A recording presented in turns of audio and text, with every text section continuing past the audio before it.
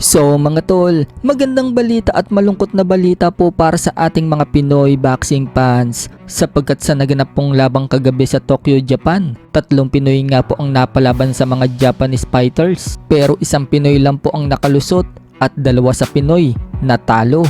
Una nga pong lumaban sa card na yan ay itong si Brian James Wild. Nakalaban niya ang unbeaten Japanese na si Subaru Murata. Maganda naman po ang panimula ng Pinoy sa round 1 at round 2. Pero pagsapit ng 3rd round, nasaktan ang Pinoy sa isang body shot. Mas lalong nagpakumpiyansa sa Hapon mga tol nang sunod-sunod na makatama ito ng solid sa round 4. Mapaulo man o katawan, talagang tinatamaan ng Pinoy. Hanggang sa naligo na ng suntok ang Pinoy at doon na siya nadali ng knockdown. Pero nakakabilib mga tol, nagawa pa makatayo ng Pinoy at makasurvive sa round na yan. Pagpasok ng round 5 mga tol, bugbog na naman ang sinapit ng Pinoy. Hanggang sa pumasok na ang round 6, hindi na siya nilubayan ng Hapon. At dahil dominante na ang ginagawa ng Hapon mga tol, wala nang nagawa ang referee kundi itigil ang laban. Kaya panalo itong Japanese na si Subaru Murata via 6 round technical knockout.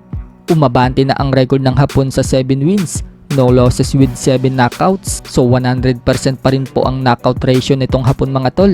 Habang nakalasap naman ng kauna-unahang talo ang Pinoy, bumagsak na ang record sa 12 wins and 1 loss with 6 knockouts. Sunod nga pong lumaban dyan mga tol, itong Pinoy na si Michael Kasama. Nakabawi naman tayo mga tol matapos tapusin ni Kasama itong Hapon na si Koto Kaneko sa first round pa lang. Tila nagmamadali nga pong umuwi ng Pinas si Kasama mga tol matapos kasi siyang makatama ng left hook na nagpaalog sa tuhod ng Hapon. Wala na nga po itong sinayang na oras, pinupog na ang Hapon.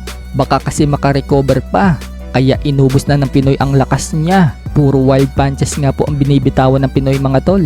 Hindi malaman ng Hapon kung anong salag ang gagawin niya. Hanggang sa mapasandal na ito sa corner at doon na hininto ng referee ang laban. Kaya panalo si Michael Kasama via first round technical knockout. Pero malungkot naman na balita mga tol ang nangyari sa main event dahil natalo dyan si Jassel Trinidad sa 6th round kontra sa Hapon na si Tsukisi Iwata.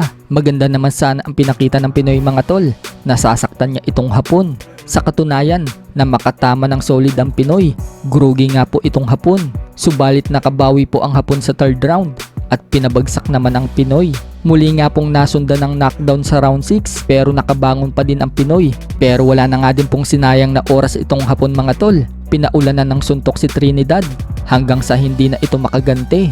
Kaya ang sistema mga tol, hininto na rin ng referee ang laban. Kaya panalo itong Hapon na si Iwata via 6 round technical knockout. Umabante na ang record niya sa 13 wins and only 1 loss with 10 knockouts. Habang nakalasap naman ng unang talo ang Pinoy na si Jassel Trinidad, bumagsak na ang record niya sa 11 wins and 1 loss with 6 knockouts.